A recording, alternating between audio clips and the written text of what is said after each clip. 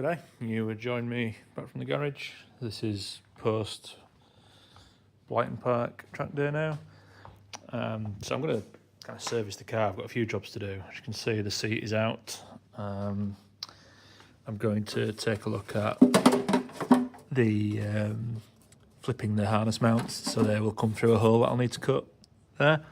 So that's one job. I'm going to do some fluids, so I've got some engine oil, some gearbox oil. I'm going to check the pads. I think I'm probably going to swap the pads out now for the optional pads, and I don't think it's that corner, I think it's this corner. Which corner was it? I'm sure there was a corner that looked like at the track day it was starting to evacuate some bearing grease. Yeah, it's not too bad, but yeah, so I'm going to check just give the wheel bearings a check. They are kind of serviceable things. So just check they're still all greased up, with some high temp grease in there. So yeah, that'll be this video really, or just kind of servicing the car. It's first service, I suppose, and get things ready for the next track outing, which is Snetterton. Okay, first thing I'm going to do is the harness bit, and the bit I've been dreading, cutting holes in my Caterham. So how it comes in the manual is it bolts through the top of a chassis rail like this. All we're going to do is flip it so it screws up into the chassis rail from below, and that means in the boot, just taped it up ready.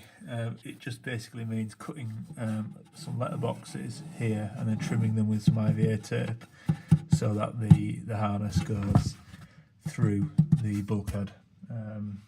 And what that means in terms of the driving position is, because I'm a lot lower now with the bead seat, it means that the harnesses will be coming up to my shoulder, which is how they should be. At the moment, they're kind of coming down to my shoulder a little bit, which is not right. They should be either horizontal or up to 20 degrees coming up towards you for the hands device to be effective. So I do need to change this. It's not something I'm just doing because I'm bored. No turning back now. Hole saw's been out. So I took a few measurements and kind of decided where I wanted these holes, and there they are, cut the holes. So I'm now going to use a grinder to just bridge across, top and bottom, and then I should have two oval shaped cutouts. Okay, so one job done. The harnesses are now coming through the bulkhead, so yeah, nothing really to talk about too much. Hole saw either side, grind out the gap, and our good old friend the IVA trim around the outside to stop it from damaging the belts, obviously. Just making sure that there's enough clearance for them still to rotate. All good, happy days. We'll take the transmission tunnel off now while the seat's out, because I want to get access to the top of the gearbox to check something. Okay, transmission tunnel cover off, and I've just popped out the actual shifter mechanism. I don't know if you recall video 2 ago, I was saying at Donington Park I was struggling to get between 3rd and 4th gear at high RPM. One of the things I was told to check was whether there is any oil inside there, which there is. Apparently there's a very small amount of gearbox oil that goes up in the top. It's not connected to the main kind of sump area, but yeah, it's all there and accounted for. The shift was a lot better at Blighton, I think just from adjusting the clutch stop, so I'm not too worried about that anymore, but I thought while I was here I would check that out. I'm now just going to investigate where the fill plug is for this gearbox. I think it's behind this little cover here. Let's find out. Easier said than done. Yeah, way easier said than done. Maybe I need to warm this up a little bit.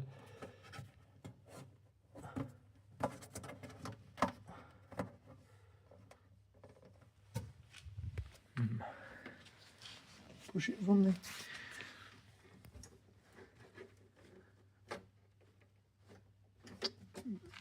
Maybe not. I will investigate. I think might be some down here as well. No, I guess not. Right, two-handed job, I think. I will have a look and get back to you. Right, it's next day. I was wrong on that. The filler plug for the gearbox is behind that grommet there. So as you can hear, I've got the engine running. I'm just going to get the engine oil up to temperature, then I'm going to drop the oil. It's just lunchtime at the minute, so I'm just going to get the oil draining. Just like to get a bit of heat in the engine oil just to let it run out a bit easier. And then once that's out, I'll drain the gearbox oil and then just leave them until I finish work. Leave them plenty of time for everything to drip out, and then I'll get on with the filling. So there we go, it's engine oil coming out. So 13mm socket off the side of the Caterham specific sump, so just watch yourself if you're reading any manuals or videos for a standard Sigma engine. The sump is different, so I'm not sure if the sump, sorry about that, I don't know if the sump washer and stuff like that is the same on a standard Sigma setup. Gearbox is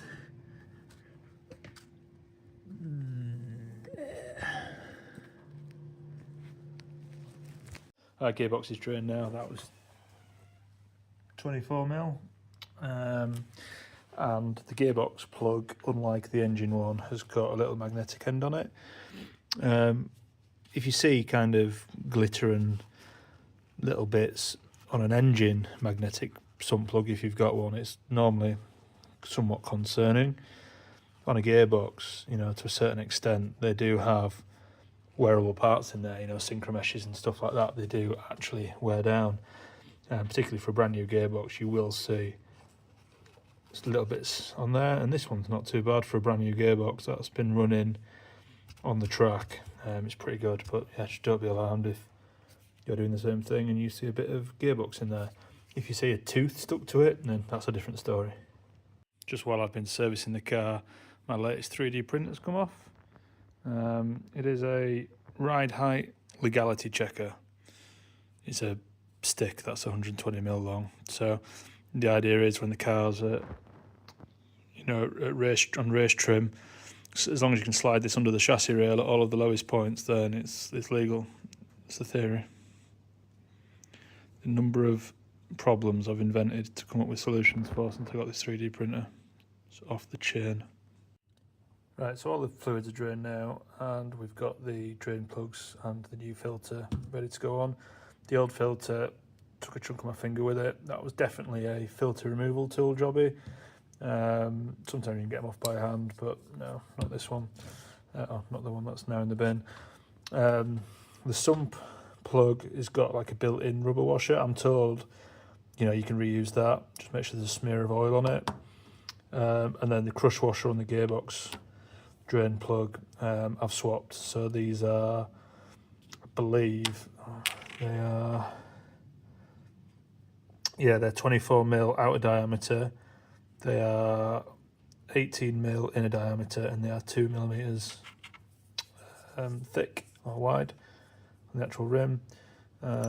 So that's for the gearbox plug. There's probably another one on the fill plug, which I've not taken off yet, but I'm going to get all of the drain plugs back in, and so they're on, and get the filter on, so just with a smear of oil around there.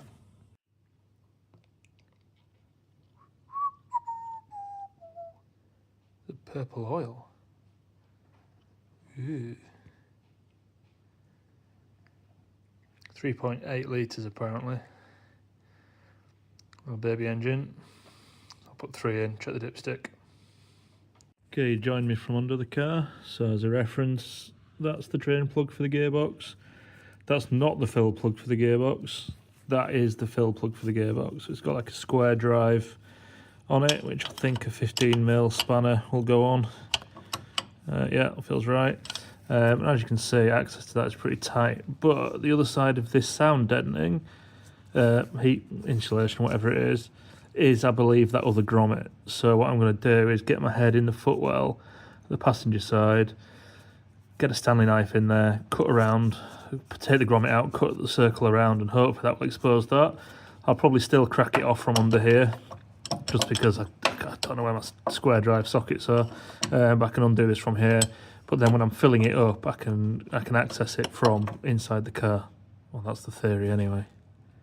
Okay, so gearbox oil. Used this stuff, used gallons and gallons and gallons of this stuff because my Lotus is like going through gearboxes, but it is pretty good stuff. I had a Lotus gearbox once where it had really noisy synchros and stuff like that, and this stuff just hid the problem until the box inevitably failed due to something else later. But yeah, it's decent stuff, so I'm going to use it in the Caterham. This is it's probably filled more gearboxes than most people have had hot dinners. But yeah, just a basic hand pump really. Gets the job done. It's fairly quicker than those little kind of siphon pump things you can get. It frustratingly doesn't quite take a full bottle of this stuff. This stuff is just a shade under a litre per bottle. I think it's a US quart, so it's like 900 and something mil.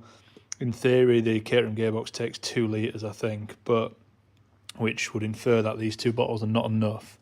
But I'm fairly confident that they will be enough because you can never really drain all of the oil out of a gearbox. And if I do need more, I've got a bunch of half bottles somewhere from past Lotus fills, so I will be fine. So yeah, just kind of almost fill that. Screw this lid on and then see if I can manage to do this without filling the footwell with gearbox oil because it stinks. Never failed to make a mess doing this, but basically you keep filling it until it starts dribbling out of the fill hole, and I maybe overdid it a little bit on the last crank of the pump, so a bit of a mess. Anyway, we're done. The fill plug's back in. The engine oil is kind of halfway between min and max. So what I'm going to do is I'm going to pull the inertia switch, crank the engine a few times to build a bit of oil pressure, fill the oil filter up, and then get it topped up to the probably like half, 3/4 full, and then I'll get it warm and measure it properly. But fluids is looking like jobs are good. We've gone from borderline shorts and t-shirt at the weekend and everybody getting excited about spring to fucking freezing again. And the heating's broke in the house, so I'm actually coming in here to warm up, which is scary. Fluids are all done now, so kind of happy with that. I say not all fluids, I'm going to do some brake fluid as well. I think I boiled the fluid at Blighton, but more on that in a video or in a clip or two's time. So brakes now. I've not actually worn the pads hardly down at all. And you think about the track time I've had so far in this car. I had barely 2 sessions at Brands, really. I was doing a lot of messing around on the car, trying to fix noises and stuff. And then Donington was wet, which meant I barely breathed on the pedal all day. And then I just had Blighton, which Blighton is hard on the brakes, to be fair. It's a small circuit, but it's hard on the brakes. But, you know, that's really the only real use they've had. So there's still tons of meat on them. I don't know if you can see that without a torch. There you go. Still tons of meat on them, but these are still the pad compound that the kit comes with, and you get an option. You get an option compound for the Academy. You know, these have got good road manners, they're quiet, blah, blah, blah. Then there's another compound available, which is a bit noisier. Apparently, it's not a case of a fast compound and a slow compound. It's more a pedal feel thing, right? You know, and these are the uprated ones, or the option ones. I don't think you're allowed to call them uprated because they're technically not an upgrade, but the option pads. So I need to give them a go. There's a slight sort of complication for this year in that pad I just showed you. That's not actually in the regs for this year. They've changed the compound, but they're not available yet. Caterham haven't got the supply in yet, which means those ones stay legal for this season, but I won't be able to get any more of those. So I'll be trying those, and then when they're dead, I'll be switching to whatever the new compound is for 2025. That's a long way of saying I'm going to swap my brake pads out.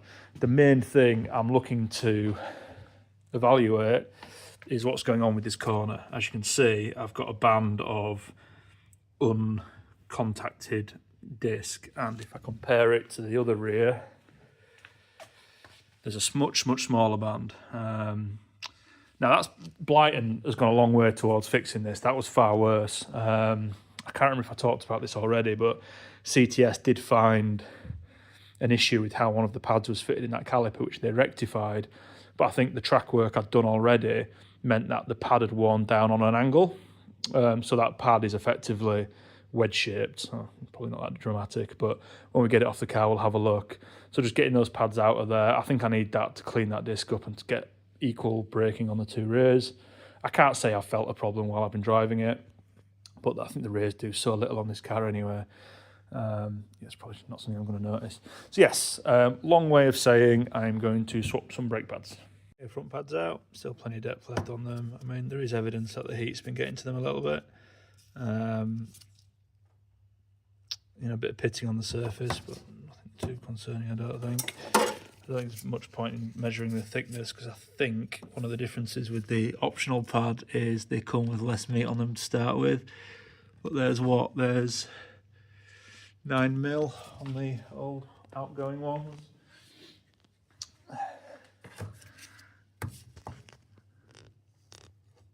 And my rule's upside down. And there is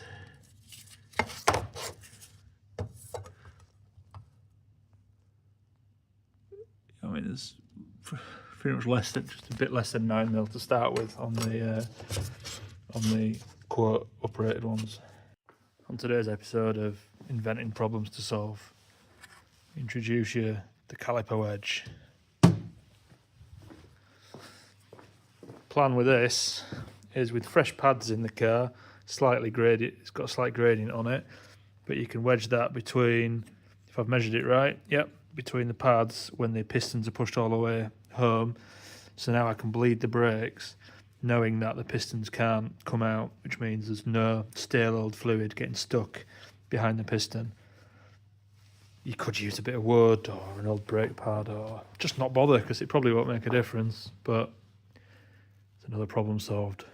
Okay, next thing I'm going to take a look at is the front wheel bearings. So that castellated nut just needs to come off. That allows the hub kind of disc assembly thing to come off. And I'm just going to clean the bearings up and repack them. I think this one has maybe used out a little bit.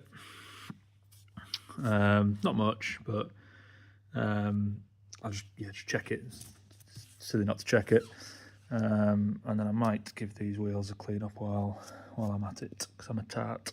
Yeah, so with the hub nut off, the disc assembly just comes off, and this is kind of an exploded diagram of what you get. So you just get these bearings either side. They're not clipped in or anything.